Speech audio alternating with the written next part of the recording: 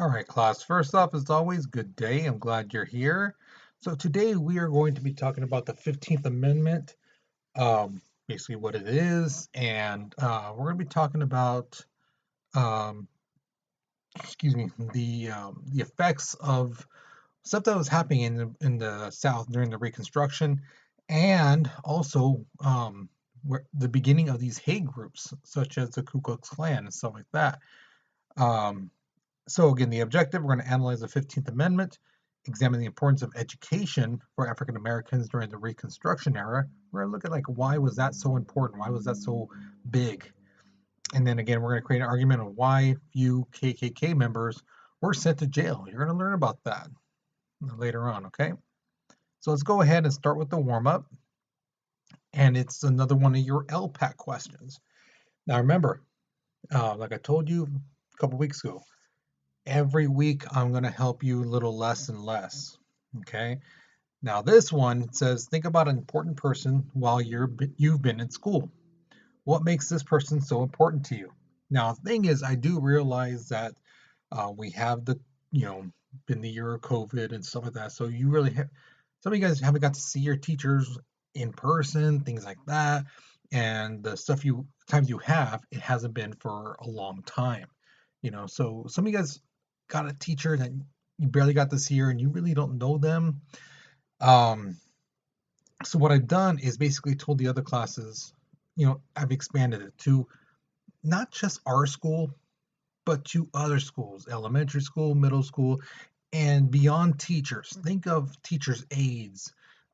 Think of counselors, vice principals, librarians, lunch ladies, the janitors, whoever's been working for the school.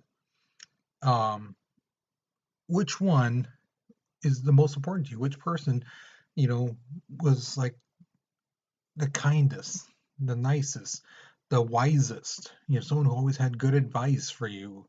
Someone who made you believe in yourself.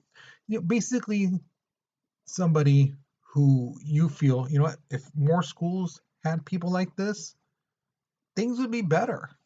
More people would like school, more people would enjoy it. Okay, so try to take a minute, think about that person, think about now and in the past, and think about who would fit that profile. Okay, and then again, first paragraph, who is this person? What was their job? What were they? How are they connected to the school? Okay, second paragraph, you know, um, tell me about what they did. What made them so special? Things like that. And the third one, you could go off on like, when was the last time you saw them? If what are they doing now? Whatever last paragraph you want to put. How would school be different if more people were like that? For you. How do you think you'd be doing a lot better? You think you'd be doing just a little bit better? Whatever it may be. You'd be more interested. You tell me. Okay. So again, put the timer down for like 5 minutes. Write, and again, try to get like 3 paragraphs. And again, try to do better than you did last week. Okay. So pause the video because we're moving on in 3, 2, 1. Okay, so here's the thing. The 15th Amendment basically gives universal suffrage for men. Okay, now it does say universal suffrage because the thing is, it's for all men. But here's the thing, the white men have already had the right to vote. So now it's basically African Americans. Okay, now when you hear the word suffrage, that means the right to vote. It doesn't mean to suffer. Okay, that's something a lot of people don't know. If you ask anybody, you may know, what does suffrage mean? Suffrage, not suffer, suffrage. And they may or may not know. There's a good chance that they may not know. And you can basically tell them it's the right to vote. That's what it means. Okay. Now, with the 15th Amendment now passed, now remember, before the 15th Amendment, the 14th Amendment said that all African Americans count as people. So now the South was getting more power, and these racist white people were like, oh, well, now we can get more powerful in politics, things like that, and then we can see if we can change laws, see if we can stop them from helping out African Americans. But what happened is there was a lot of African Americans who started running for office.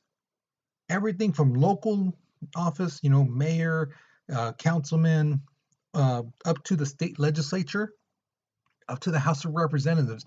There was actually even two senators, two men who made it to the level of senators. So it was just like, wow. They came out of the gates swinging and voting to get people who understood what they went through, people who experienced racism, and made sure that they could make sure that laws that were being passed were actually helping African Americans progress higher. Another thing that was really important was education. Education was truly, truly valued by the African Americans because remember, when they were slaves, they it was a law, against the law to teach them anything, anything. I don't know if you guys remember that or not. But yeah, so it was illegal for them to learn anything. But now that they were free, now that these programs were being set up, schools were set up, and about 40% in 1876, about 40% of African American kids were in school. Now I know that seems like a little, 40% is not even half. I get that. But the thing is, you have to understand, at that time, a lot of these African Americans were barely getting on their feet. You know, they've been using the Freedmen Bureau help. They've been trying to get land, get jobs, get a place of their own, things like that. So a lot of times these kids had to help out the family in one way or another. And to get 40% of them to go to school, that was something big. That was something very, very important to get them to school to learn so that they can do better than their parents. And that's basically what a lot of the American dream is really, that your children will do better than you, and so on and so forth. Because you don't want your child to struggle, the way you struggle. You know. Also, African Americans established their own churches. So instead of meeting out in some field or in someone's like shack or things like that, they had now their own place of worship where they can all gather, and share their religious experience together. Now the church served several purposes. It was a community center, it was a school, and it was a political gathering too. You know, it's not like, oh, you're going to vote this, you're going to vote that. It was more like informing them, this thing's coming up on the ballot. If this passes, then this is what's going to happen to us. If it doesn't pass, this is what's going to happen to us. So it's basically informing the people and letting them know this is what's going to happen. You vote. Now you're going to vote, but this is the repercussions. This is what that bill or that law or that act is saying. And this is how it's going to affect us in our community. So here's your first question. If 40% of African American kids, forgot to put that part, sorry, went to school, what do you think the other 60% were doing? What do you think the other 60% of those kids were doing? Now remember what I told you earlier. If you forgot, rewind the video. You can go back a little bit and listen to that part where I was saying about the situation they were in, and why some kids would not be going to school. Okay, so pause the video, write down what you got to do because we're moving on in 3, 2, 1. All right, so those African Americans I told you about who went to the House of Representatives, those are those front 5 guys right there. The two in the back, those are the two that became senators. Okay, that's a picture of them. Um, Now, here's the thing: taxes were raised in order to build stuff in the South, to basically create hospitals and create orphanages. Now, I'm sure you're probably thinking, why orphanages? Why buildings for orphans? Because remember, the war just ended. Some kids, their parents were killed. Sometimes the parents died of diseases. You know, um, things like that. Parents gave the grandparents the kids, and they went up north to find jobs, and the grandparents die, and they can't you know get a hold of the parents. Only the grandparents knew who they were. Names, things like that. So they had to have something for the kids. You know, and that tax money went to that. Now, this is where some of the Southern white men really started to hate these Reformation laws and bills and so that were happening to their state. They didn't like it. A lot of Southern states had to borrow money in order to pay for things. So some of the things they had to do was raise up property tax, and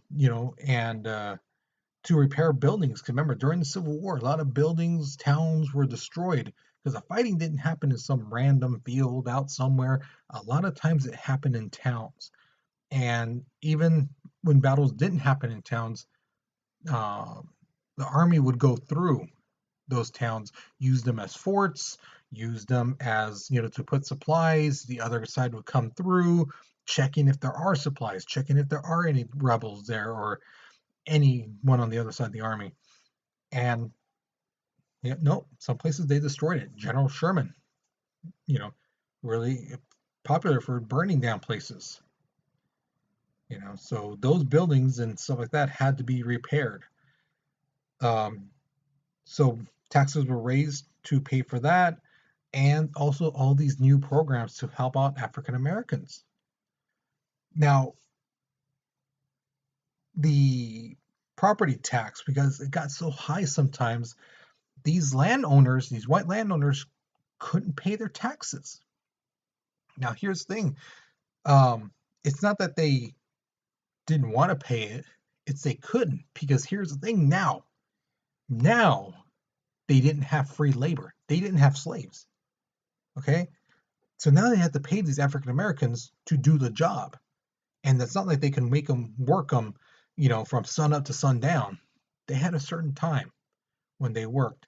They got breaks, things like that. Um, and if they worked past a certain time, hey, that's overtime type of thing, or they would get a little bonus or things like that. So now these white farmers, these plantation owners, they have to pay the people, and they're not used to it. They're used to living large because they didn't have to pay um, the slaves. It's just a one-time thing. I bought you, now you work for me.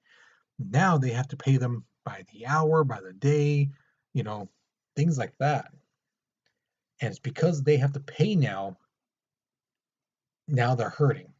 Along with the property tax, they're losing their land. And this drives some of them very, very angry to the point of being vengeful. So here's another thing too. I've heard a lot of students say in the past that the like Ku Klux Klan is that they're the first hate group and things like that. And in reality, they're not. They are not the first, but they were the biggest. Okay.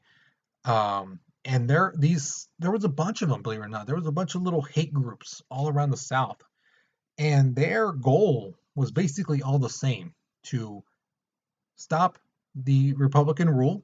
Basically, those Northerners, stop them from passing laws and bills and programs to help out African Americans, and also to intimidate and attack African Americans. Basically, they're like, all our problems is because of you. You know, because of you, my cousin died, my brother died in that war. because you had to be free. I'm losing my property because I can't pay taxes because now I got to pay you, and all these programs that they have to be paid by the tax money. So all this problems because of you. It's because of you. So they start again getting angry and they start gathering. And like I said, the Ku Klux Klan were the biggest group of them all. Um, they were made up of former Confederate soldiers. I remember the first guy, the main guy, the leader. His last name was Forrest. I can't remember his first name, but his last name was Forrest. But they were started off in Pulaski. I think I said that right. Tennessee. Okay. Now again, a lot of people think that their only mission was to attack African Americans. It was not. It wasn't. That is one of the things. That's probably one of their top goals is to intimidate and attack African Americans. Their next thing was to attack white Republicans. So basically, these Republican people who are coming down, who are trying to help African Americans get on their feet, they're like, attack them. The next one, believe it or not, are like teachers. Because remember, they believe African Americans should not be educated, that them learning anything, it's going to help them grow. It's going to help them grow. And eventually they might surpass the white people. They might be smarter than them. They might be inventors. They might be, scholars. They might be, entrepreneurs. They might be inventors. They don't want that because that would make them equal or maybe even a little bit above them, and they can't handle that. So education, bam, they would attack teachers. Teachers at African American schools, they would attack them. And basically anyone who supported the Republican government. So let's say one person was let's say a Dixie Democrat, which means they were a Southern Democrat.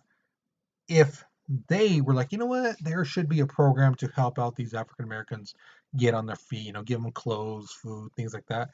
If these KKK guys heard that person say that, even though they're not a Republican, even though they just said, I think that's a good idea, they should help them out that much, at least that much, those guys would attack that person. They would attack him just because they believe that that program is good, just because of that.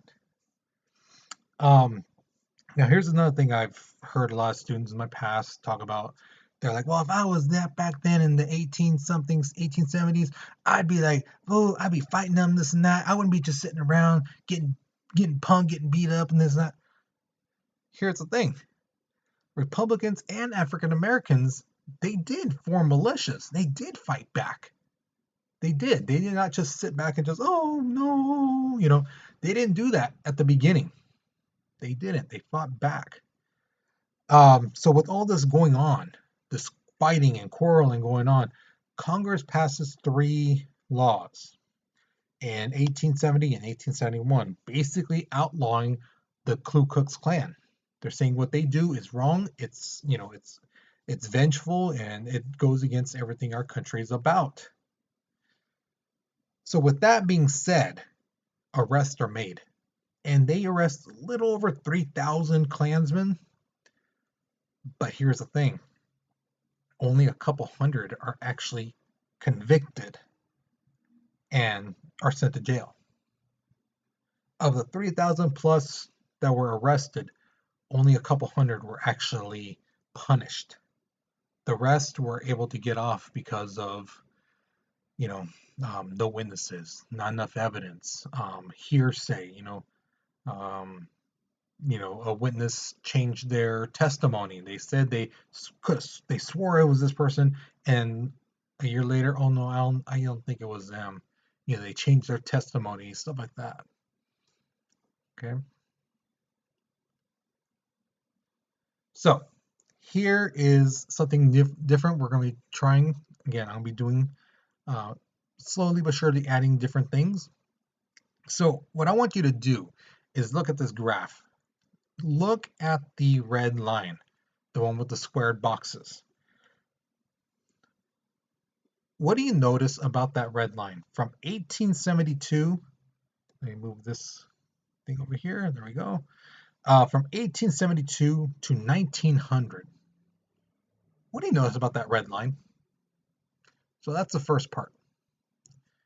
Second part, why do you think the numbers drop? Now, this graph represents African Americans registered to vote in the South. So as you see, the red lines from 1868 to 1900.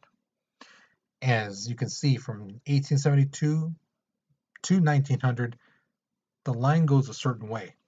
Which way does that go? That's the first part. Second part is, why do you think it dropped? Why do you think so many African Americans stopped registering to vote? So use what you've learned, okay, and use your own prior knowledge. Think about how African Americans were treated in the South back then, you know, before 1960, like the days of Martin Luther King and Malcolm X, Medgar Evers. You know, um, look at that and try to remember from what you've learned in the past how they were treated, and help use that to help you. Why would the numbers drop like this in the South? Okay, so go ahead and respond. Pause the video because we're moving on in 3, 2, 1. So now we've come to the exit ticket. So the first question asks you, how would you explain the 15th Amendment to a 10-year-old? Like, basically, what does it mean? What does suffrage mean? And who does it pertain to? One group of people, a certain group of people, a certain sex of people, what? Okay. The second question asks you, why would it be important for African American children to be educated during the Reconstruction era? So why is it so important for them to learn at the very beginning when the Reconstruction and all these programs are coming to help out African Americans? Why would it be important to add education? Okay. And the last question is, do you think if more of those KKK guys, if they were convicted and sent to jail at the very beginning, back in the 1870s, 1880s, if they were actually convicted, all those 3,000 plus guys, if they were, all of them were, convicted, sent to jail, do you think that the violence and the harassment would have stopped? Or do you think it would have kept on going? Like my mom says, if you nip it in the bud, get it where it first starts. So I'm saying, if the government was to get them all right at the very beginning, show them, hey, we mean business, do you think that the violence and the harassment would have stopped? Or do you think it was still kept on going, that these guys would be like, we're still going to do what we're going to do? Or do you think it would have stopped them being like, you know what, it's not worth it. I got a family, things like that. If I go to jail, what's going to happen to them, type of thing. So what do you think? Okay. So once you're done, remember, you pick one of these. Don't forget about that. You pick one. Once you answered it, if you've had trouble in the past, this is another thing too I need to mention. If you've had trouble in the past when you submitted a assignment like this in the Google form, and it says you need permission, take a screenshot of your answers and then submit it. If it still says, oh, you need permission, then send me that screenshot. Email it to me at cmartinez@agapeschools.org, and I'll give you your credit for it, because I've heard a lot of students have been telling me I'm sending it in and all I'm getting is that you need to give me permission. I have no idea what they're talking about. I get no emails about that, so just screenshot it so I can see you actually did the work and then email it to me. Okay, so with that all being said, you guys, hopefully you learned something new. Hopefully you enjoyed the lesson. Um, and that's it. Okay, so I'll talk to you guys later. You guys have a good day. Take care and be safe.